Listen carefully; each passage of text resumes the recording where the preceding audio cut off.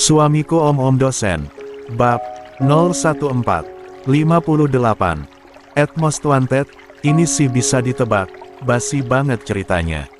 Yang fresh dong, ini si Jema bakalan jadi lemah kalau udah cinta sama Nura. At Most Wanted, penulisnya sengaja banget ngulur alur, anjing.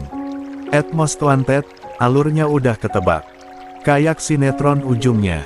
Basi banget, busuk. At Most Wanted, lama-lama kok mirip sama ceritanya Ex Magnesia. Ini autornya plagiat ya. At Your Girl reply to At Most Wanted, MJB, tapi emang iya. Lama-lama alurnya kayak Ex Magnes. Gue curiga autornya terinspirasi dari sana. At Sweet BTT reply to At Your Girl, kalau beneran plagiat gimana? Parah sih. Dan masih ada puluhan komentar lainnya di bab terbaru dan hampir semuanya berkomentar yang cukup buruk. Haiya panas dingin. Jujur, ini pertama kalinya mendapat komentar buruk sebanyak itu.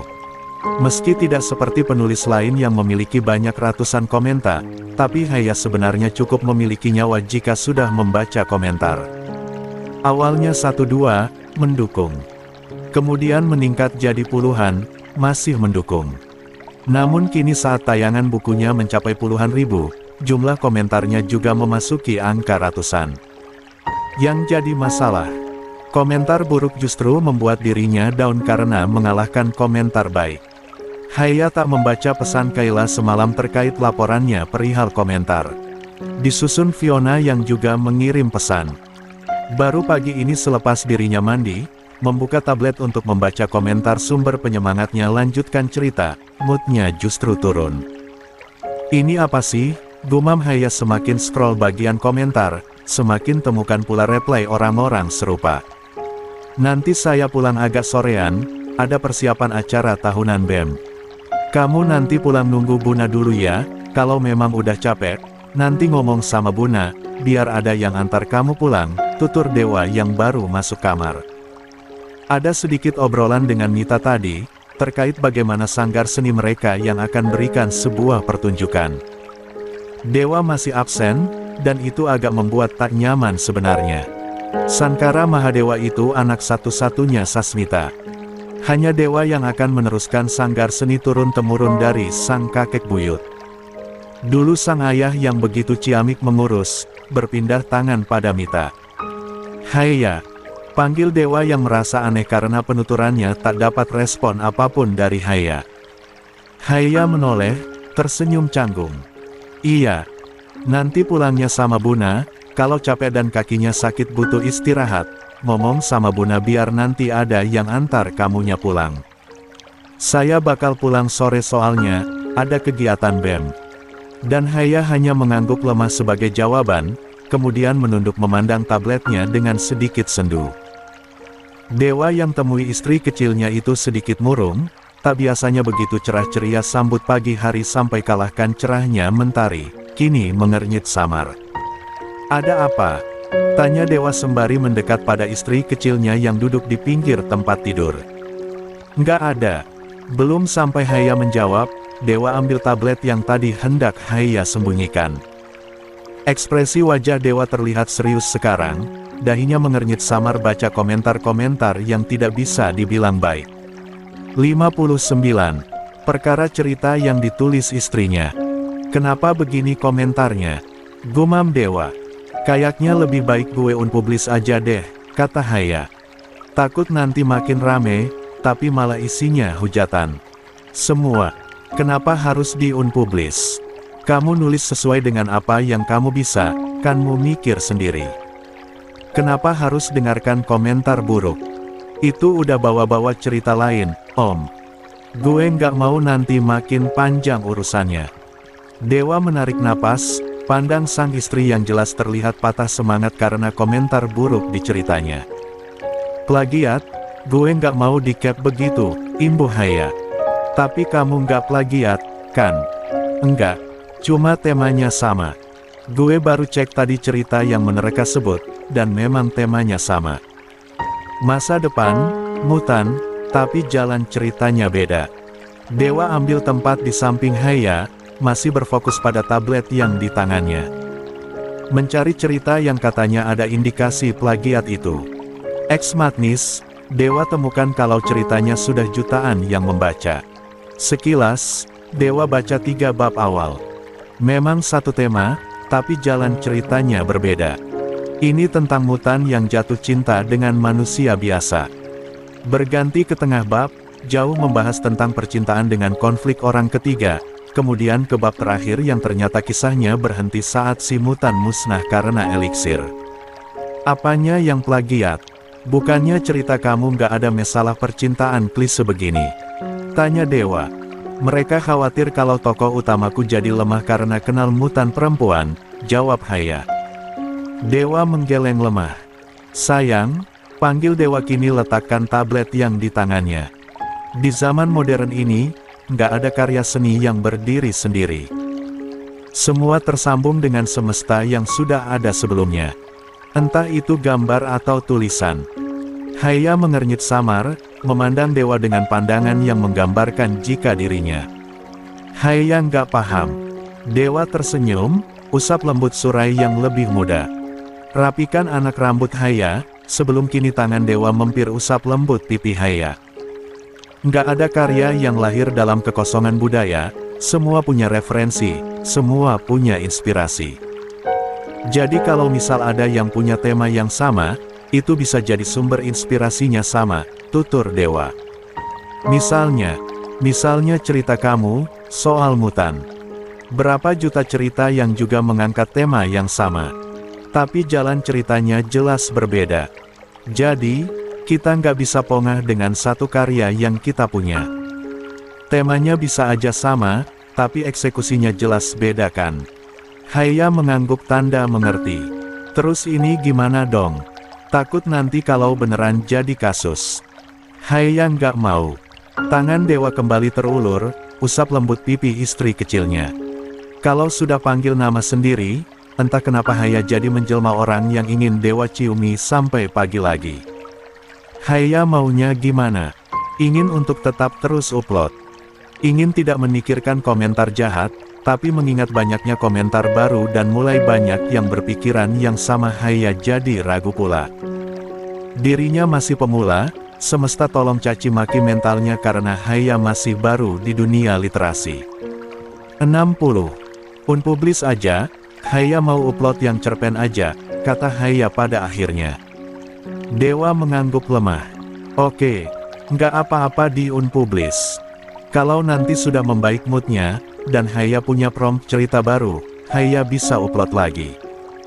Katakanlah keputusannya buru-buru, tapi Haya benar-benar tidak ingin mengambil kemungkinan-kemungkinan buruk. Niatnya menulis untuk bisa menghibur diri, bukan untuk jadi ajang overthinking. Tapi Haya yakin. Tanya Dewa pada Haya yang kini ambil tablet yang tadi Dewa letakkan di tempat tidur. Yakin. Dan atas kata penuh dengan penekanan itu, Dewa mengangguk persilakan. Janjinya untuk mendukung apapun yang Haya lakukan, Dewa akan lakukan. Mental istrinya lebih penting dibanding mempertahankan sebuah karya yang justru undang caci maki.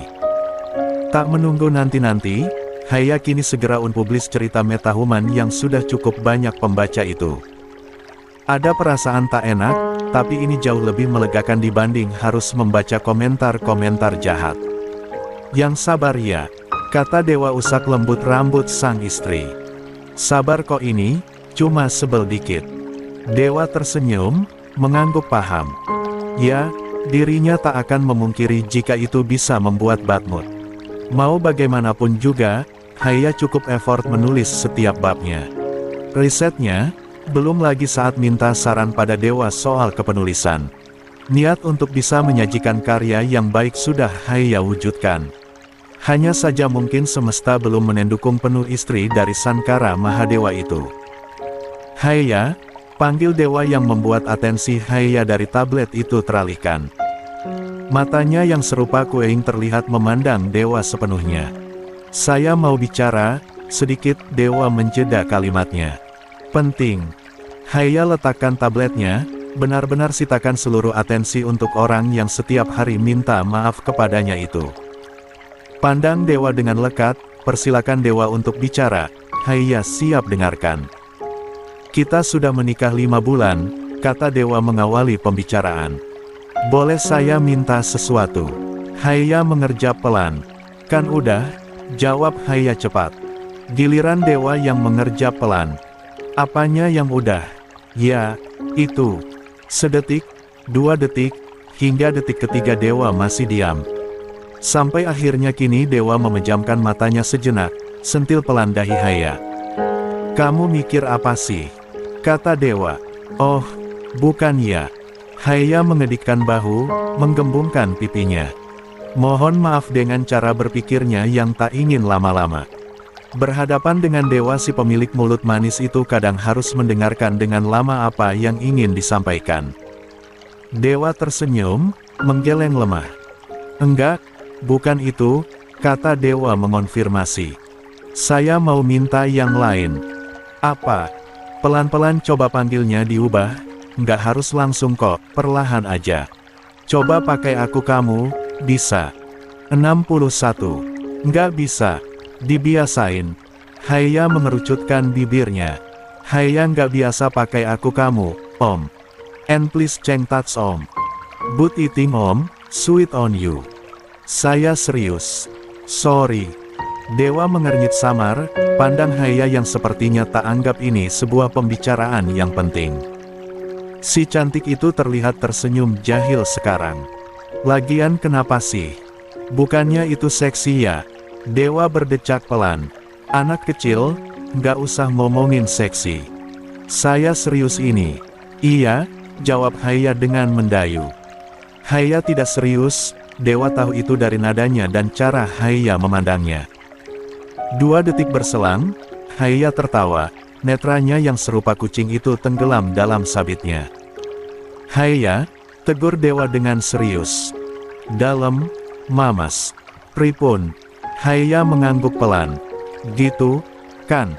Dewa tandai pekan ini adalah hari-hari Haya semakin berani untuk menggoda. Entah dari perlakuan, entah dari perkataan, yang jelas Haya cukup pintar sekarang. Belajar dari mana? Dewa tidak tahu.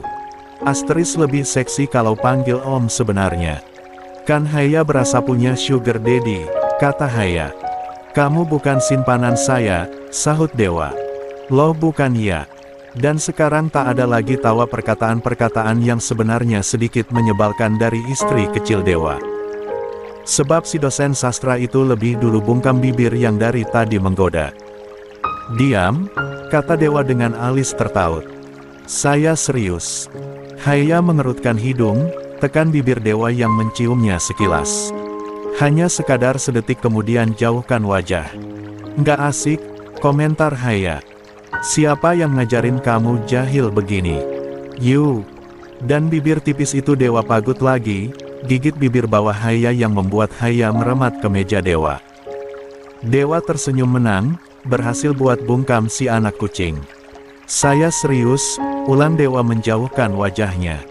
Pandang istrinya yang kini mengadu pelan, buat Dewa menyeka lembut bibir Haya.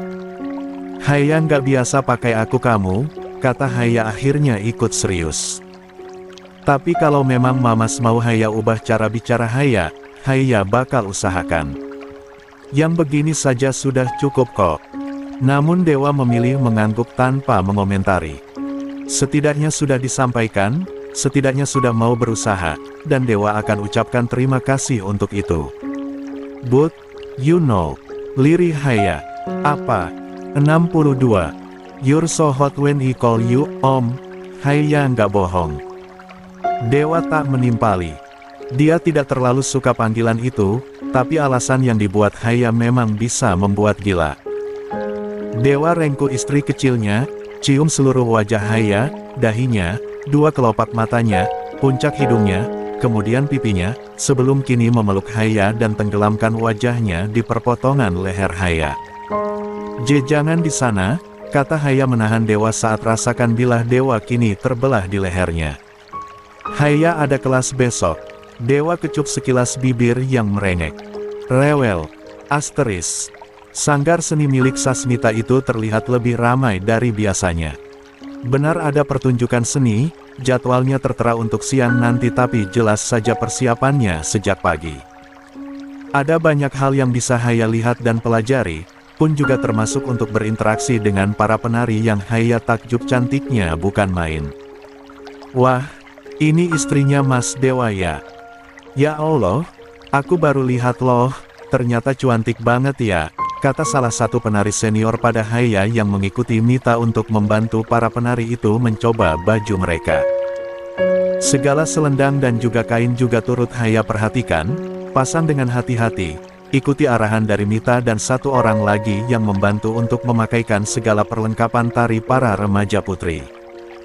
Mita yang mendengar menantunya dipuji tersenyum manis, menoleh pada Haya dan memberi kode pada menantunya untuk menyalami. Ini namanya Bijarna, kata Mita memberitahu Haya. Haya, Tante, kata Haya memperkenalkan diri pada Jarna. Yang disalami tersenyum manis, begitu hangat untuk berkenalan dengan Haya. Haya sendiri juga ikut nyaman, mengangguk sopan sebelum kini kembali pada satu remaja putri untuk ia bantu memasang selendang. Dokter juga, Mbak? Tanya Jarna mendekat pada Mita yang sibuk menata bunga melati untuk rambut sang penari. Bukan, jawab Mita.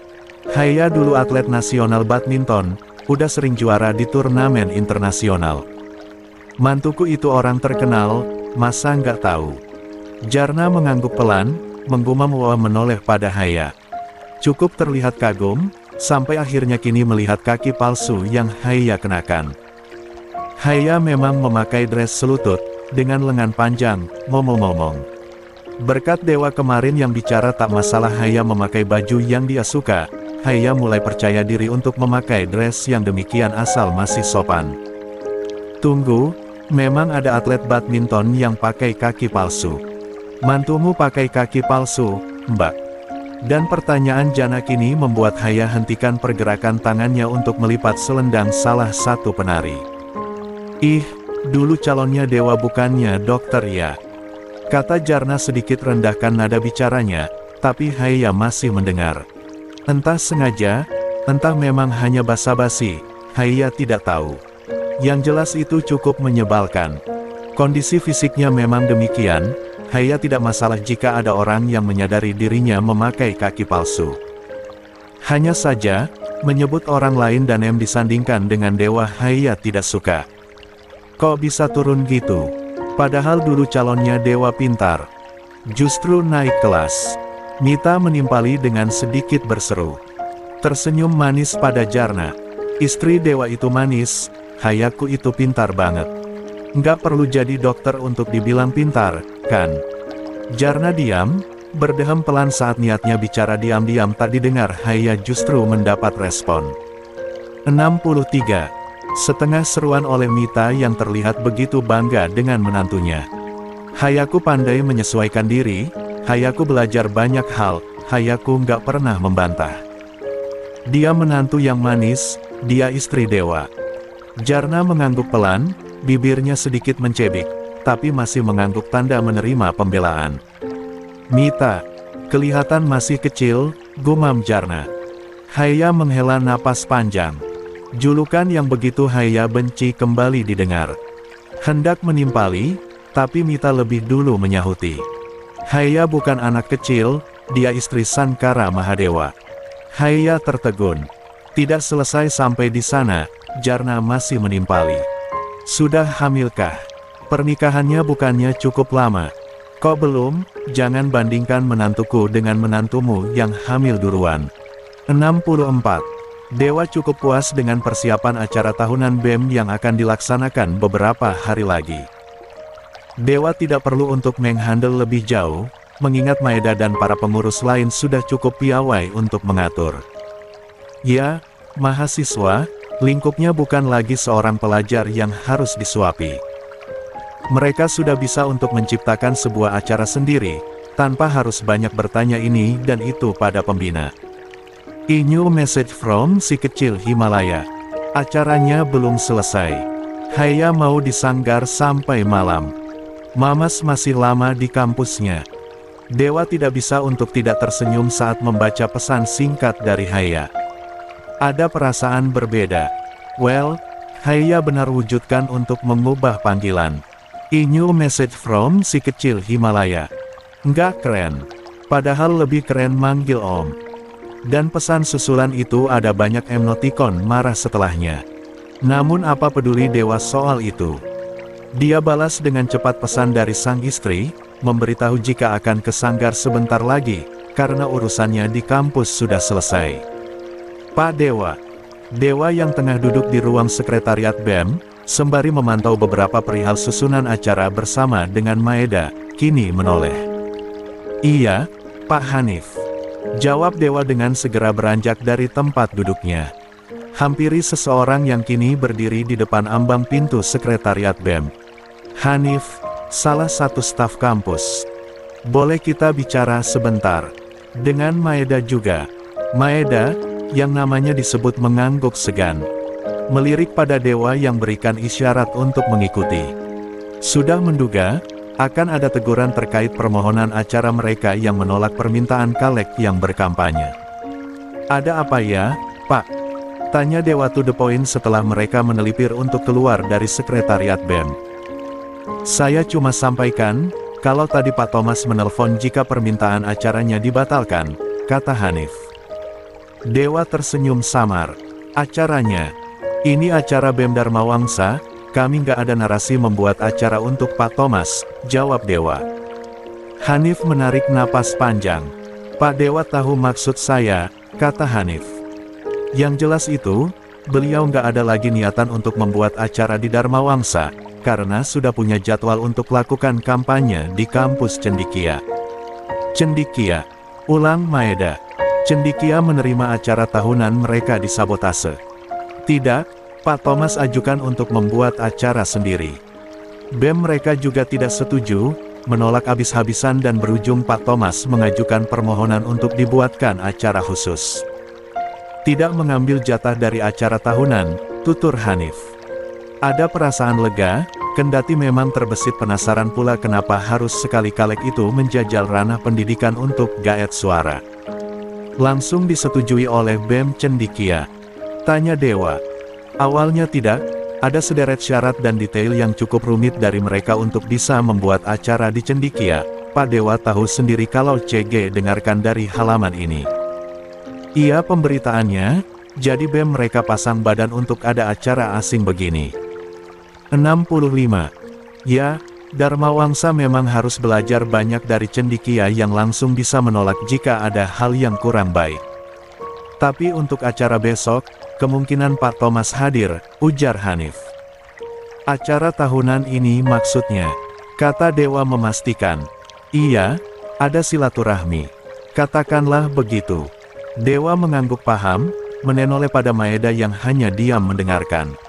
Si dosen sastra itu berikan tatapan pada ketua BEM untuk berikan tanggapan. Ya, kata Maeda terbata. Tidak apa-apa kalau hadir. Dewa mengerutkan kening, sedang Hanif terlihat tersenyum samar. Seolah mendapat konfirmasi jika tugasnya untuk sampaikan pesan sudah selesai saat ini. Mendapat persetujuan dari ketua BEM Dharma Wangsa, untuk datangnya caleg yang kemarin ingin adakan acara. Padahal awalnya Hanif sudah pasang ekspresi serius, seolah siap untuk mendapat sangkalan dan penolakan. Baik, kalau begitu saya akan bicara dengan beliau, kata Hanif, sebelum kini mengangguk segan pada Dewa. Saya permisi, Pak Dewa. Dan ya, setelahnya Hanif melangkah untuk menjauh dari Dewa dan Maeda. Dewa menarik napas panjang, bersedekap dada memandang Maeda dengan tatapan yang cukup kritik. Maeda yang dipandang demikian hanya bisa tersenyum kikuk, mengangguk segan. Kamu tahu, Maeda, kata Dewa. Jadi pemimpin itu harus berani untuk bisa mengambil sebuah keputusan. Tapi biasanya tergantung kampus. Yang biasa belum tentu benar. Yang salah jangan dibiasakan, yang benar ayo dibiasakan. Maeda menunduk, tak menjawab Dewa. Gerak-gerik Maeda untuk di bawah binaan Sankara Mahadewa benar-benar jadi fokus. Tidak ada satupun yang luput dari perhatian Dewa. Sabotase acara milik kita, di tempat kita, hanya untuk mengumbar janji, saya rasa itu bukan kelas kita. Apalagi memburu-buru, iya, kan? Iya, Pak. Dan ini sepenuhnya acara kalian, kalian yang punya kuasa. Siapa yang bisa datang, kalian yang tentukan. Kalian terpelajar loh, ayo, kita mainnya dengan orang terpelajar juga. Maeda lagi-lagi hanya mengangguk segan. Kamu presiden mahasiswa, jangan lupakan itu. Belajar lebih lagi, jangan mau tertinggal dengan kampus cendekia. Mereka punya media yang cukup baik, bisa koordinasi dengan cakap. Kalian punya peruntuk menyusul mereka. Maeda hanya diam. Jujur, Dewa itu memang dosen yang cukup baik. Cara bicaranya sama sekali tak membentak atau memakai amarah yang bagaimana, tapi kalau untuk bisa membuat lawan bicaranya terprovokasi, memang benar adanya. Bisa, kan? Imbu Dewa dengan senyuman miringnya. Maeda menarik napas panjang, serasa didorong untuk berlari, ditarik oleh Tambang tak kasat mata untuk lebih maju. Oh, Sankara Mahadewa memang cukup berhasil hidupkan tekad si ketua BEM Dharma Wangsa. Ba'da Asyar, Dewa baru sampai di sanggar seni milik sang ibunda. Cukup ramai, mengingat acaranya memang terbuka untuk umum. Disambut oleh si tukang parkir, yang juga orang sanggar seni. Dewa kemudian memasuki area sanggar, ada banyak orang di sana. Jage dengarkan dari halaman ini. Pertunjukan yang tengah berlangsung sekarang. 66. Mas Dewa. Pak. Dewa mengangguk sopan saat ada orang yang menegurnya. Hei, jangan. Atensi Dewa teralihkan, saat di teras rumah sanggar ada Haya. Singkat, Dewa mengangguk segan pada orang yang tadi menegurnya, basa-basi sebentar sebelum kini pamit untuk ke rumah sanggar. Mendekat pada Haya yang tengah sibuk dengan bayi umur 8 bulan, dengan Mita dan beberapa ibu-ibu lain. Hei, main sama siapa ini? Haya menoleh, senyumnya mereka sempurna saat dapati Dewa yang baru datang. Sang suami itu mendekat, usap lembut pipi si bayi gembil lucu di gendongan Haya. Namanya Bintang, kata Haya. Lucu ya, matanya lucu banget. Dewa mengangguk setujui apa yang Haya katakan. Si kecil di gendongan Haya itu mengerjap memandang Dewa, bibirnya mengerucut, kemudian mengatakan entah apa bahasa bayi yang hanya dia sendiri yang paham. Namun itu cukup Dewa ladeni. Mau cerita apa? Main tadi sama Tante Haya, kata Dewa seolah bicara pada si kecil. Main apa tadi? Haya terkekeh pelan, terlebih saat si kecil Bintang itu melonjak dengan kaki kecilnya menjejak, begitu semangat saat cerita bahasa bayinya diladeni oleh Dewa. Iya, gitu. Wah. Haya makin tertawa, cium gemas pipi gembil Bintang, yang membuat Bintang kini mengucek matanya. Dewa tersenyum, ucapkan syukur dalam hati melihat Haya cukup bahagia untuk hari ini. Udah cocok lo itu gendong bayi, komentar salah satu orang yang duduk di samping Mita. Dewa menoleh, hanya tersenyum dan mengangguk sopan. Mita yang juga lihat interaksi manis anak dan menantunya dengan anak kecil itu juga turut tersenyum. Nggak usah nunda-nunda, langsung aja. Mau nunggu apa lagi coba? Dewa udah waktunya punya anak. Iya, kan? 5 bulan nikah masa belum hamil. Haya hanya diam, senyumnya luntur. Mencoba untuk menuli, masih cium pipi Bintang. Komentar seperti itu, jujur saja tak pernah Haya duga akan dengar saat menikah. Namun saat kumpul bersama para ibu-ibu, ternyata obrolan seperti itu terasa seperti obrolan yang sangat lumrah. Kita nggak nunda-nunda kok, Bibi. Dewa menyahuti dengan tenang. Tangannya terulur, rapikan poni Haya. Tapi nggak perlu buru-buru. Punya anak bukan sebuah perlombaan, kan? Ya tapi, memang Bibi mau nyumbang berapa sih nanti waktu lahiran anak kami? Sahut Dewa menoleh. Senyumnya manis, tapi matanya cukup jadikan intimidasi.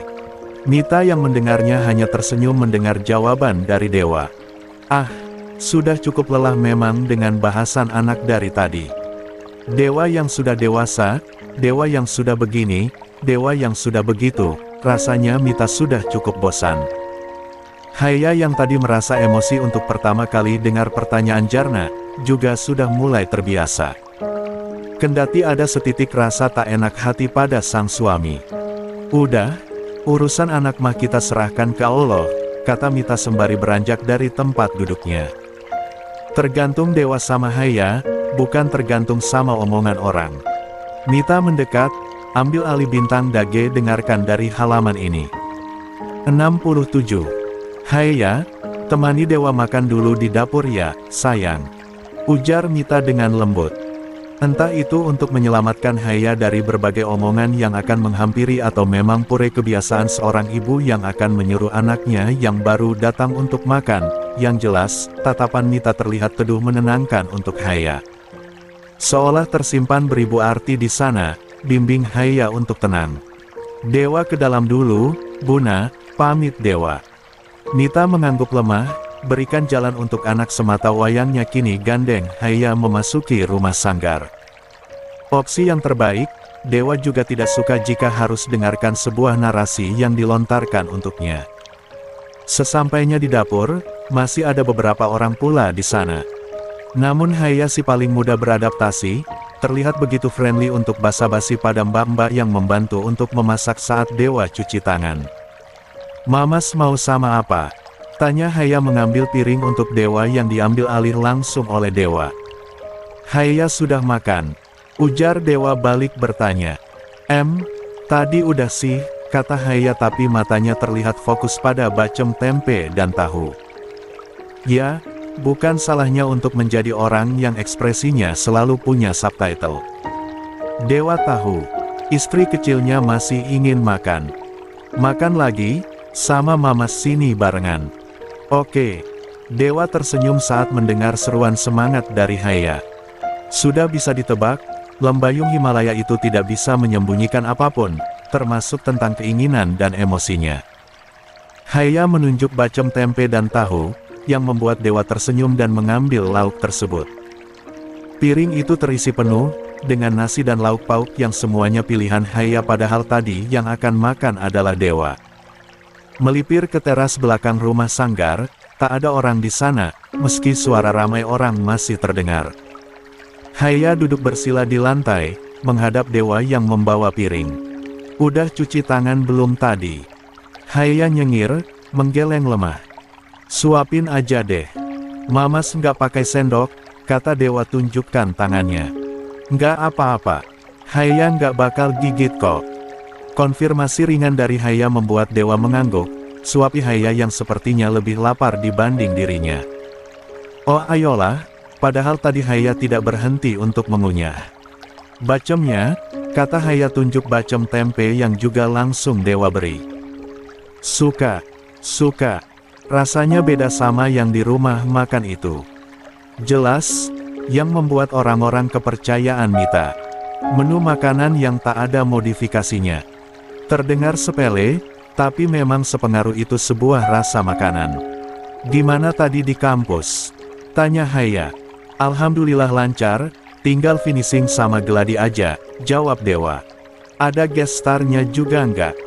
Haya pengen nonton, kayaknya seru. "Kalau kamu berharap kedatangan artis, nggak ada. Yang mengisi acara nanti musisi dari kampus aja, sama anak-anak seni." Haya mengangguk pelan, sebelum K9 dengarkan dari halaman ini. Ening beberapa saat, mereka sibuk. 68. Dengan sepiring makanan yang dimakan berdua. Sembari mendengar keramaian orang-orang di lapangan pendopo, diiringi dengan musik-musik tradisional. "Haya suka," kata Haya tiba-tiba. Dewa mengangkat wajah. "Apanya yang suka?" "Bacem." Haya tersenyum, menggeleng lemah. "Semuanya. Bacem tempe tahu, urap, nasi kuning, musiknya, pertunjukannya, suasananya, sanggar Buna, Haya suka." Syukur kalau Haya suka. Ada ketenangan tersendiri untuk mendengar itu dari Haya. Ya, mau bagaimanapun juga, kenyamanan Haya memang prioritas Dewa sekarang. Kalau ada orang yang bicara nggak enak, Haya nggak usah dengerin. Haya punya telinga, nggak mungkin nggak dengar. Sahutan itu terdengar serius, membuat Dewa kini hentikan niatnya untuk menyuap makanan. Lirik istri kecilnya, yang memandangnya dengan lekat. Netra serupa kucingnya terlihat sedikit berbeda saat Haya bersikap tenang. Mamas pengen punya anak. Tanpa tedeng aling-aling, Haya tanyakan demikian. Dewa menarik napas panjang, alihkan pandangan. Sekian detik berikutnya, Dewa menggeleng lemah. Kita bicarakan yang lain. Just answer, Mamas, sahut Haya kian lirih. Kamu kepikiran sama omongan orang-orang tadi. Haya mengangguk tanpa ragu. Haya yang dengar omongan kayak gitu baru hari ini aja kepikiran, gimana Mamas yang bertahun-tahun. Dewa tak menjawab, memilih untuk menyuapi Haya yang diterima. Ya, mohon maaf, karena ada potongan bacem yang lumayan besar. Haya mana bisa menolaknya. Kita bicarakan anak kalau kamu sudah siap, Mamas nggak mau bahas ini lagi, kata Dewa kemudian menyuap makanan. Haya siap kok, ayo punya anak. Dewa yang mendengarnya tersedak, terbatuk. Haya mengerjap, dengan sigap mengambil air minum untuk sang suami. Oh, kebiasaannya memang cukup buruk. Membuat orang tersedak. Haya bantu Dewa untuk minum. Dewa cukup merah wajahnya, menghela napas panjang cukup lega setelah rasakan tenggorokannya terselamatkan. Dek, ngomongnya Sing Sae. Ya itu baik kok, emang Haya tadi ngomong apa sih? Dewa memejamkan matanya sejenak, letakkan gelas yang tinggal setengah penuh. Tangan kirinya kini terulur, tepuk pelan pipi Haya si paling suka bikin orang tersedak karena omongan tanpa filternya. Dek, kata Dewa dengan lembut. Punya anak itu bukan hal main-main, Haya baru kuliah, Haya baru bisa senyum lagi. Mamas nggak mau buat Haya hidup dalam kesulitan lagi. Dengarkan dari halaman ini. Haya mengerutkan kening. Jadipun, Wuit, 69. Enggak gitu. Cuma kita juga harus siap, mentalnya, finansialnya, dan yang paling penting adalah ibunya. Mamas nggak mau buru-buru, biar Haya siap dulu. Bukan hanya karena omongan orang-orang itu. Paham. Haya paham, tapi dia memilih diam untuk beberapa saat. Memandang Dewa yang kini kembali pada makanannya. Tak seperti tadi yang langsung menerima suapan Dewa, Haya kali ini menghindar. Asteris tapi Mamas mau punya anak dari Haya, kan? Lirih Haya bertanya. Dewa turunkan tangannya. Kenapa tanya gitu? Ya jelas Mamas mau. Takut Mamas nggak mau, takut nanti malu, anakku terlahir dari ibu yang cacat. Dek, sahut Dewa cepat. Nggak mungkin Mamas begitu, berhenti berpikir kayak gitu. Mamas nggak suka. But I'm scared. Tangan kiri Dewa kembali terulur, angkat lembut dagu Haya yang tadi hendak menunduk putus pandangan antara keduanya. Netra itu Dewa selami, Dewa mengangguk lemah, pandang lekat-lekat, usap lembut pipi Haya. Mamas di sini, kata Dewa. Percaya sama Mamas, iya.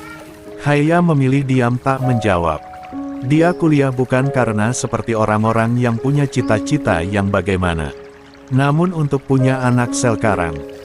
Jujur dirinya tak bisa untuk iyakan segera. Haya hanya bertanya impromptu, takutnya masih ada, ragunya masih ada. Kita bicarakan nanti kalau Haya sudah siap, ya. Mamas nggak bakal nuntut apapun, percaya sama Mamas. 70. 2 hari sudah, Dwipa kunjungi rumah sakit.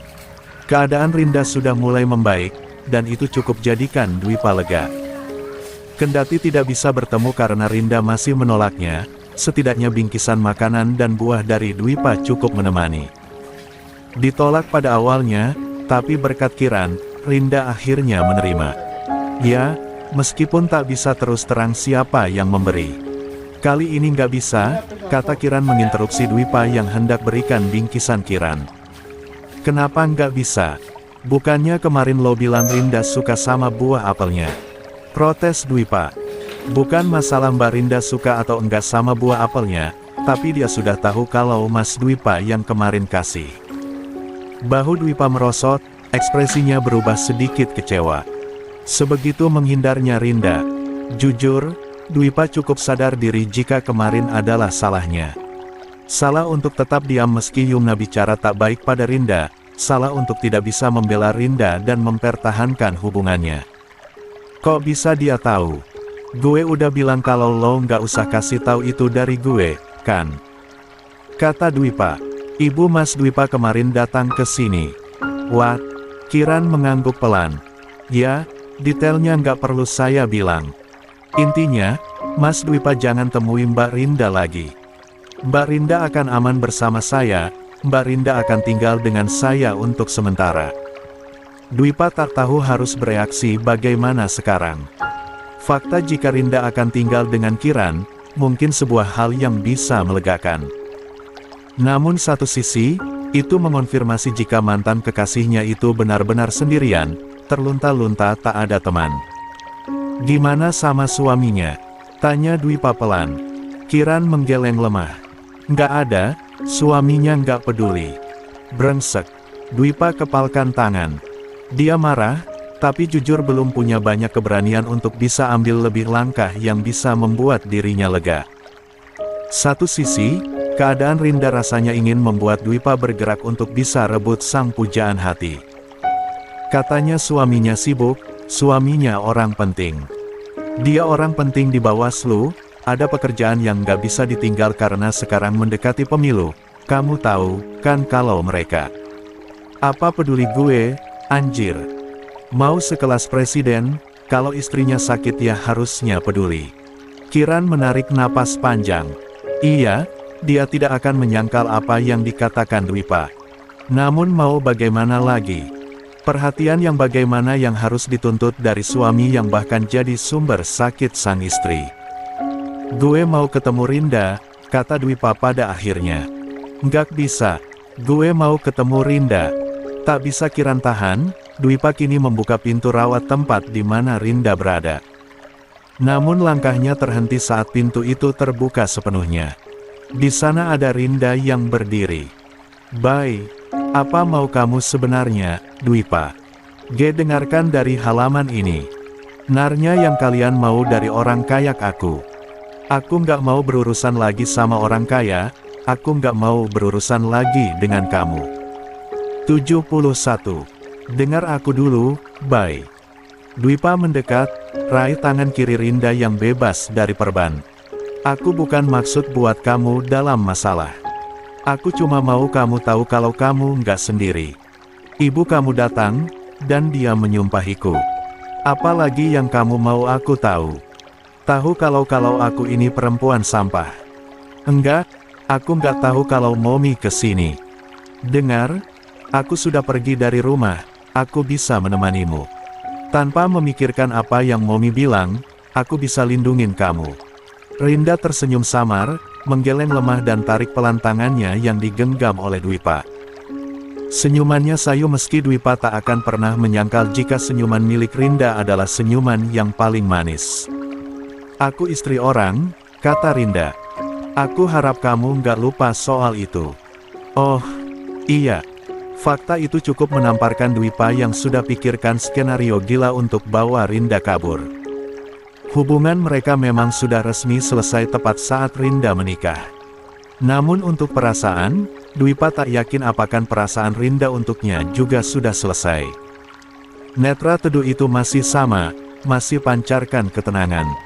Masih asuh tenang tiap-tiap pasang mata yang beradu pandang dengannya. Pun saat melihat luka lebam di wajah Rinda, senyuman miring Dwipa kini terbit. Suami mana yang kamu maksud? Suami yang buat kamu hampir mati. Itu yang kamu sebut suami. Kata Dwipa dengan pedas sengaja ditekannya, dan sukses jadikan Rinda kini menyendu. Perempuan manis itu menunduk, hatinya serasa getir saat dapati tangannya yang terperban. Kakinya juga serupa.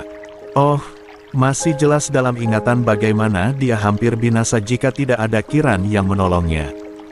Demi Allah, Rinda, aku nggak rela lihat orang yang aku sayang diperlakukan demikian, kata Dwipa pelan. Kalau suami kamu memang bukan suami yang bisa tanggung jawab, biar aku yang tanggung jawab jadi suami. Kamu, persetan dengan anggapan semesta yang mencaci maki. Nyatanya berpikir rasional tidak mempan untuk Dwipa saat ini.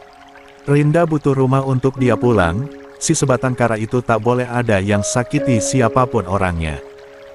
Tak peduli Rinda milik siapa, kalau memang tak bisa menjaga, biar Lembayung Dwipantara yang akan jadi malaikat pelindungnya. Akan aku hubungi suami kamu, kata Dwipa. Dia harus tahu keadaan istrinya. Kalau dia nggak peduli, memang seharusnya aku yang jadi suami kamu. Jangan gila, Dwipa. Aku masih belum gila, aku masih waras karena masih ingat suami kamu. Kalau memang suami kamu nggak bisa jaga kamu, biar aku yang jaga kamu. Pagi itu cukup mendung, tapi hati Haya cukup cerah. Alasan pertama, dirinya dibawakan bekal oleh Mita, bacem tempe tahu tak ketinggalan dan juga menu-menu masakan khas mertuanya. Yang kedua, dirinya baru terbitkan cerita baru untuk pengganti Metahuman. Direct message, @mostwanted, cerita baru lagi, Thor. Anjir, yang kemarin aja belum selesai. Lo malah buat baru lagi. Lo hapus cerita kemarin karena lo takut ketahuan plagiat ya. Haya menghela napas panjang.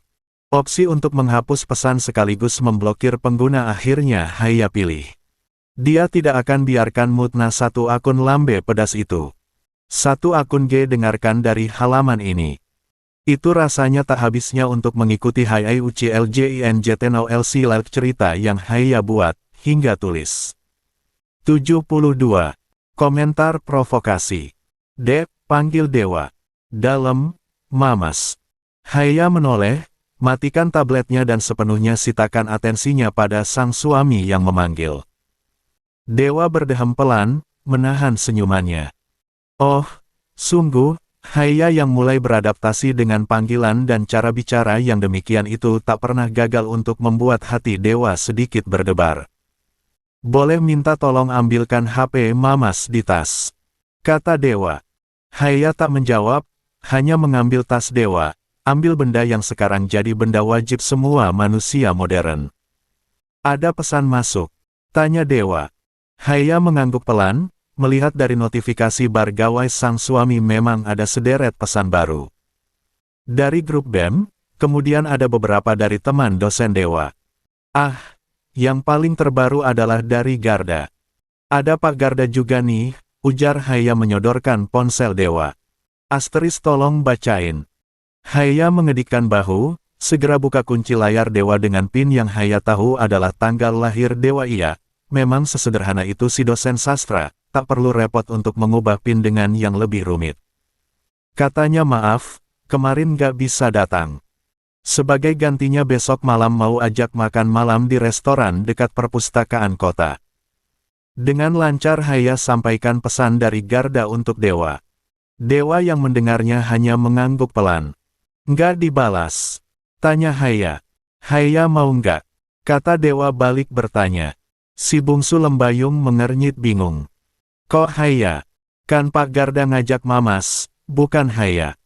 Garda sebenarnya mau main ke rumah sama istrinya, tapi nggak jadi. Terus kemarin mau ke sanggar seni tapi nggak jadi juga. Kayaknya nggak enak karena terus-terusan batal, jadinya ngajak makan malam bersama. Mau aja sih, kalau makan si Haya mau. Dewa tertawa pelan, tangan kirinya terulur mengusak lembut rambut Haya. Baiklah, Dewa tahu Haya memang suka makan, ngemil, atau apapun itulah istilahnya. Anehnya, badannya memang tetap kecil. Oh, yang bagian ini Dewa tidak ingin berkomentar, karena Haya tidak akan mengampuni siapapun yang menyebutnya kecil. Pak Garda itu seumuran sama Mamas, kan? Tanya Haya kemudian cek foto profil Garda. Cukup terlihat bahagia dengan senyuman sumringah, bersama istri dan anak mereka. Iya, seumuran sama Mamas. Dia udah punya anak besar ya. Ini yang di foto profilnya itu istri dan anaknya, kan? Iya, anaknya sudah kelas 4 SD. Haya mengangguk pelan, lirik Dewa yang terlihat biasa saja untuk menjawab. Bukannya yang begini bakal jadi perang batin ya? Haya cukup minta maaf karena menyinggung soal anak. Namun Dewa masih fokus dengan jalanan yang lenggang. Dari samping, terlihat sekali fitur wajah yang memang cukup menenangkan. Berbanding terbalik dengan Haya yang ekspresinya itu ada subtitlenya, Sankara Mahadewa itu sulit ditebak. Tidak bisa bahkan. Selalu bersikap dan berekspresi tenang. Dengarkan dari halaman ini. Mamas, panggil Haya. 73. Dalam, sayang. Haya tersenyum samar, menggeleng lemah. Mendapat jawaban yang demikian sudah cukup untuk pastikan Dewa baik-baik saja. Haya kembali scroll pesan masuk yang ada di ponsel sang suami. Tidak ada lagi hal yang Dewa tutupi, terkait pekerjaannya, terkait siapapun yang menghubungi. Haya berhak tahu. Itu jawaban Dewa jika ditanya apa Haya boleh tahu. Perjalanan mereka pagi ini cukup cepat, mengingat memang tidak ada macet yang mereka temui. Namun buru-buru juga mereka susul, karena mendung yang kian menghitam, puncaknya tepat saat mereka tiba di parkiran, hujan turun. Yah, gimana dong? Kata Haya lirih sembari pandang jam tangannya. Ada kelas sebentar lagi. Kayaknya ada payung di belakang, tunggu. Dewa dengan cepat kini keluar dari mobil, buka bagasinya tapi berdecak pelan saat tak temui payung yang biasanya ada di sana. Untuknya mungkin santai, karena bisa melipir dan berlari dari parkiran ke ruang dosen. Namun Haya, Dek, panggil Dewa membuka pintu mobil. Ada payungnya. Dewa menggeleng lemah. Ambil tas Mamas, Mamas antar kamu ke kelas. Tapi gimana? Dewa berikan isyarat untuk segera turun dari mobil. Haya menuruti, pastikan tabletnya aman di dalam tas selempangnya, kemudian ambil tas Dewa. Si bungsu lembayung itu turun dari mobil, kepalanya kini terpayungi oleh jas dari Dewa. Halau air yang turun dari langit. Pintu mobil tertutup, kunci sudah Dewa pastikan. Kemudian rengkuh pinggang Haya untuk mendekat sebelum kini kembali jadikan jasnya sebagai payung untuk keduanya. Pelan-pelan, kata Dewa yang perhatikan langkah kaki Haya. Parkiran dosen memang tidak sekadar paping, tapi ada rerumputan. Cukup membuat ngeri juga untuk langkah Haya yang memakai kaki palsu. Wajah Haya menghangat, saat ada sahutan-sahutan dari mahasiswa yang melihatnya di antar Dewa. Pinggangnya sempat direngkuh lagi untuk tidak ciptakan jarak, tuntun untuk ke tepi gedung yang bisa terhindar dari hujan. Dewa lepas jas yang tadi ia pakai untuk payung, setengah basah sekarang jas Dewa. Pak Dewa, ya Allah, sweatnya. Nasib jadi topping dunia, kebagian lihat orang mesraan doang, Dewa hanya tersenyum samar, berikan isyarat untuk mahasiswa yang juga terjebak hujan itu untuk diam. Haya hanya bisa menunduk, itu mahasiswa bukan angkatannya. Kakak-kakak tingkatnya, dan jelas sudah terbilang akrab dengan Dewa, terbukti dari sahutan-sahutan mereka yang sudah terdengar besti dengan Dewa. Basah nggak bajunya? Tanya Dewa pada Haya. Haya menggeleng lemah. Sedikit doang. Haya tak bohong, memang sedikit basah tapi tak masalah. Rambutnya juga demikian, tapi ada Dewa di sana yang rapikan rambutnya yang sedikit terkena air hujan. Ayo, Mamas antar ke kelas, kata Dewa pelan. Haya lagi-lagi menggeleng lemah. Jadi pusat atensi para mahasiswa Dewa, dengarkan dari halaman ini. Pun sekarang mereka yang ada belakang Dewa Uwawi Iwai Awur Cuunggu giliran berjalan melipir di samping. 74. Gedung untuk bisa ke kelas. Namun sepertinya para mahasiswa itu tak biarkan kehilangan tontonan gratis. Haya bisa sendiri, kata Haya pada akhirnya. Dewa mengerjap, tangannya kini menyugar rambutnya sendiri yang setengah basah, perlihatkan dahi yang sialnya membuat Haya hampir mengumpat karena menambah karisma. Yakin? Haya mengangguk pelan. Tinggal melipir lewat gedung ini juga bisa, nggak bakal kehujanan. Hati-hati, kata Dewa pada akhirnya sembari tepuk pelan pipi Haya. Ya tak perlu dijelaskan, karena memang langsung disertai sorakan dan pekikan dari mahasiswa yang sengaja menunggu. Haya menarik napas panjang, berpamitan dengan cepat, Haya langsung melangkah untuk tinggalkan Dewa dan para mahasiswanya. Pak Tutor biar dapat pacar dong, Pak. Sebentar lagi wisuda tapi belum ada gandengan ini, Pak. Tolonglah ini para mahasiswa Bapak masih jomblo. Dewa memutar matanya jengah, melipat jasnya yang setengah basah karena ia jadikan payung, sebelum kini memandang para mahasiswa tingkat tua yang memang hari-harinya hanya mengeluh. Skripsinya memang udah sampai bab berapa sih? Tanya Dewa dengan sengajanya. Ih, Pak Dewa mah. Dewa tersenyum, abaikan para mahasiswanya yang kini mengikutinya untuk menuju gedung B Fakultas Sastra Indonesia. Ya, untuk mendung pagi hari ini, Dewa ucapkan terima kasih. Setidaknya mendungnya tak sampai untuk mood Dewa mendung, tapi justru menyejukkan. Meski bukan perkara mendung pula Dewa happy, melainkan istri kecilnya Haya. Sedang istri kecilnya yang berjalan sendirian menuju kelas itu hampir terjatuh karena lantai teras gedung yang basah. Hati-hati, tangan Haya ditahan. Oh, Salsa di sana, dengan satu tangan yang lain membawa tablet hitam. Haya menelan salivannya dengan tercekat. Terima kasih, Bu, kata Haya. Tak seperti biasanya yang membalas dengan pedas, atau dengan senyuman memuakkan, Salsa kini tersenyum cukup manis. Entah senyuman tulus atau tidak, Haya tidak tahu. Yang jelas melihat dosen judes itu cukup membuat Haya ngeri. Kendati hari ini aura jahat Salsa tidak terlalu pekat. Sama-sama, kata Salsa kemudian lanjutkan langkahnya. Tanpa tinggalkan perkataan menjengkelkan, tanpa tinggalkan senyuman dan juga tatapan yang mengkritik. Haya mematung di tempatnya, Salsa berjalan dengan santai sembari memeriksa tablet yang dibawanya. Kak Haya. Haya hampir terlonjak dan terjatuh lagi, tapi Fiona lebih dulu menahannya. Kayla di sampingnya langsung geplak kepala belakang si gadis berisik. Lihat situasi, bebek. Licin ini lantainya, lo bisa buat Kak Haya jatuh, kata Kayla dengan serius. Fiona mengerutkan hidung. Ya maaf. Kak Haya nggak apa-apa.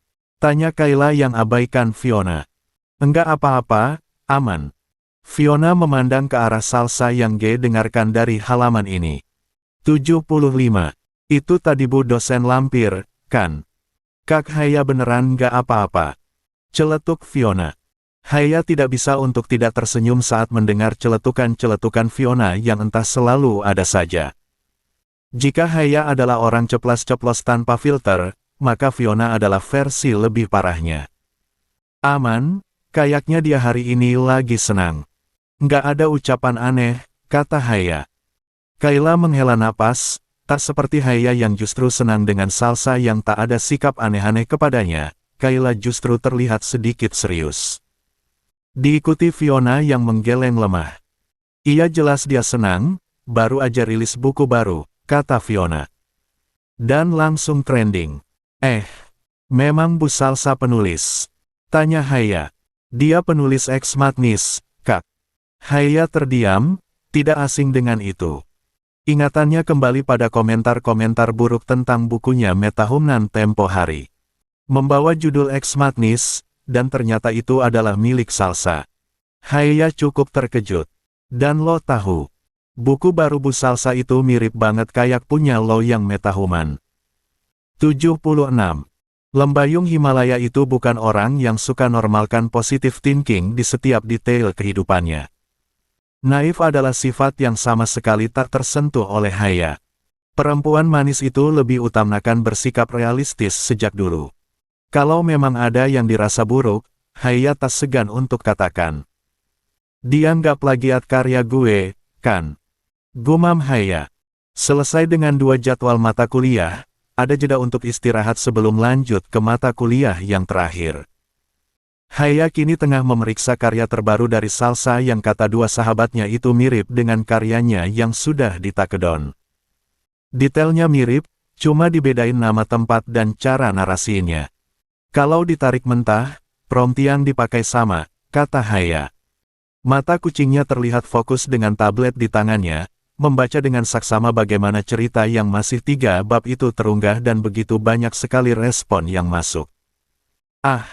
Akun besar.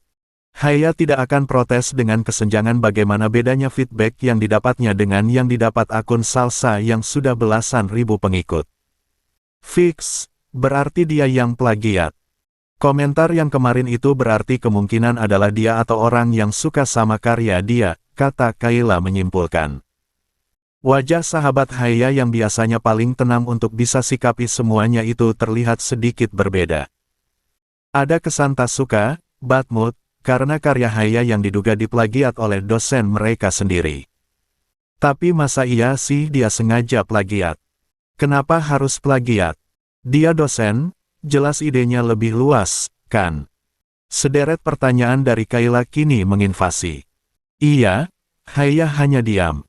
Pertanyaan Kayla memang juga yang sedang memenuhi kepalanya, ditambah dengan dugaan cocok logi yang menurutnya kini sedikit tak masuk akal. Gue rasa ini memang kayaknya sengaja karena dia tahu yang nulis metahuman itu gue, lirih Haya berkata, keluarkan dugaannya. Kayla mengernyit samar. Segila itu. Dia ada masalah apa sih sama lo, Kak? Perkara lo istrinya Pak Dewa. Mungkin, jawab Haya dalam hati. Kebetulan ini tidak ubahnya karena semua juga tahu User Mintielo adalah lembayung Himalaya. Mengingat Haya juga sudah promosikan ceritanya di akun utamanya yang sudah banyak pengikut. Kenapa nggak kita tanya aja sama Bu Salsa? Celetuk Fiona akhirnya bersuara. Si paling berisik di antara pertemanan mereka bertiga itu terlihat mengerjap pelan, memberikan saran yang sebenarnya ada benarnya, hanya saja sedikit sulit untuk dicoba. Makin menjadi nggak sih kalau itu orang ditanya. Nanti malah kita yang dibilang kepo, kata Kayla menjawab. Bukannya kita emang lagi kepo ya ini.